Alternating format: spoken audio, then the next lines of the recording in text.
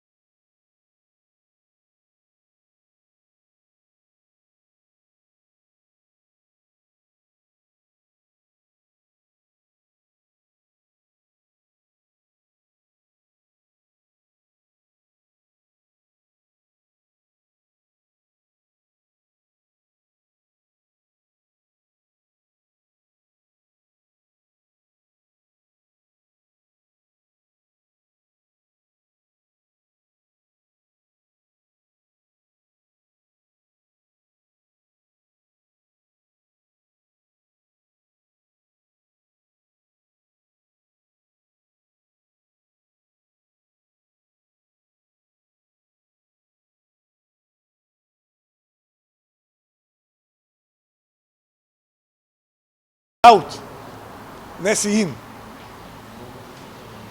Кого го штити овој закон? Жртвите и оштетените или обвинетите и виновниците? Тотално нелогично и пак ќе се повторам, ова е пример за неверојатно, екстремно нечовечен закон со што директно се побиваат сите основи и причини воопшто за постоење на